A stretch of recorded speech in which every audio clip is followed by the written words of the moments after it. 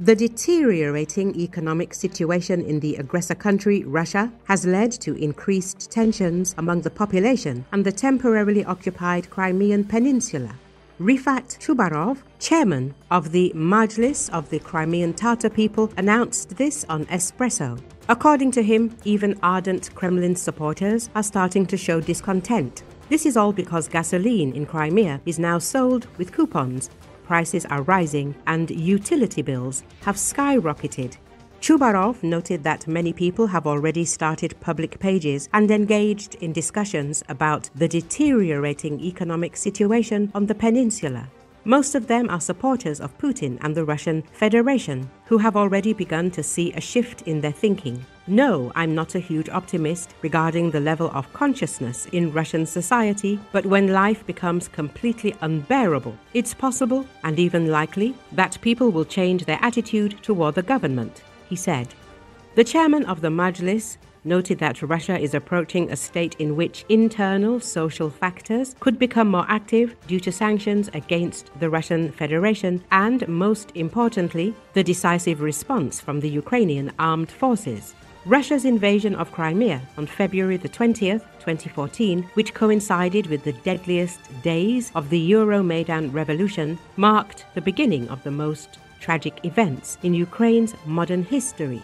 Taking advantage of the havoc in Kiev following the ousting of ex-President Viktor Yanukovych, Russia quickly seized military bases and government buildings in Crimea. In March 2014, Moscow staged a sham, internationally recognized referendum on joining Russia and illegally annexed the peninsula. Before the Russian occupation, most Crimeans were employed in trade, agriculture, manufacturing and services. Since 2014, exports from the peninsula have significantly decreased, and foreign companies exited the market due to sanctions, making Crimea largely dependent on the Russian federal budget. After the annexation, Russia began turning Crimea into its showcase window, building and repairing roads, schools, parks, public spaces, and other infrastructure.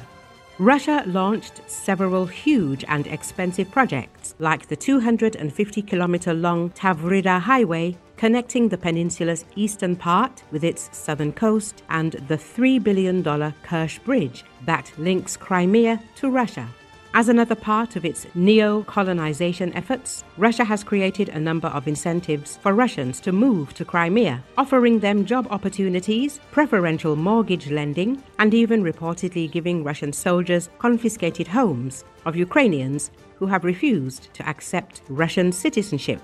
Military and state employees in Russian-occupied Crimea also receive significantly higher salaries and more social benefits than those employed in other sectors.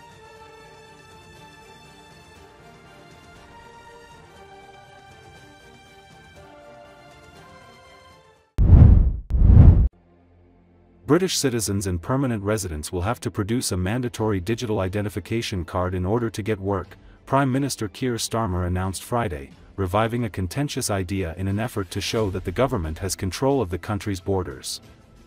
According to Associated Press, the government says the plan will help reduce unauthorized immigration by making it harder for people to work in the underground economy.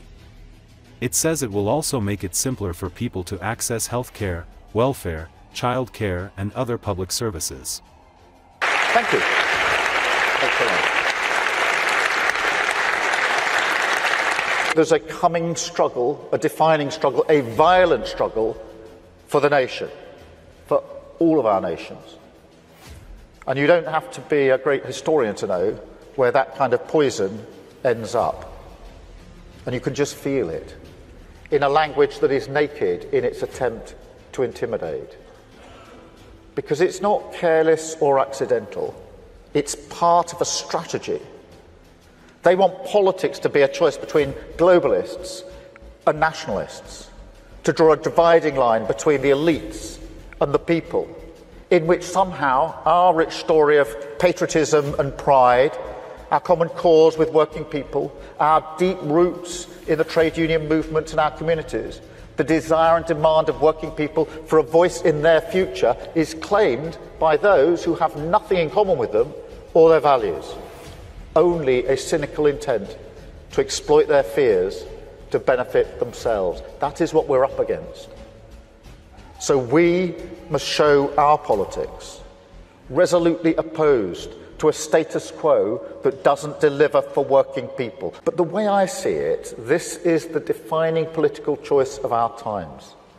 A politics of predatory grievance, preying on the problems of working people, and using that infrastructure of division against the politics of patriotic renewal, rooted in communities, building a better country, brick by brick from the bottom up, including everyone in the national story. Difference under the same flag. Our immigration system does need to be fair if we want to maintain that binding contract that our politics is built on. Otherwise, it undermines trust, undermines people's faith that we're on their side, and their belief that the state can and will work for them. And that is why today I am announcing this government will make a new free-of-charge digital ID mandatory for the right to work by the end of this Parliament. Let me spell that out. You will not be able to work in the United Kingdom if you do not have digital ID. It's as simple as that. Take Russia's aggression in Ukraine. We all have a responsibility for the future of our continent, to stand tall where oppression and violence rears its head. But it is also about energy security, because Putin and other tyrants have used their control over energy supplies as a threat. They've pushed up energy bills, threatened to keep doing so unless they get their way. And that's why we're investing in our own energy, sovereign control over our own future, whether that's nuclear, wind, solar power. Now, this will create good jobs, but it will also take the boot of tyrants like Putin off our throat. So our mission to become a clean energy superpower is about future-proofing energy supply, bringing energy bills down and protecting the planet that we all live on. You may have noticed that this city isn't the wasteland of anarchy that some would have you believe. But that, in a sense, captures what we're up against, doesn't it? And there are versions in all of your countries where places, institutions, communities are portrayed in a way that is a million miles from reality. A sort of industrialised infrastructure of grievance, an entire world, not just a world view, created through our devices that is miserable, joyless, and demonstrably untrue. And yet, in another way, and this is the challenge, also totally cohesive, because it preys on real problems in the real world.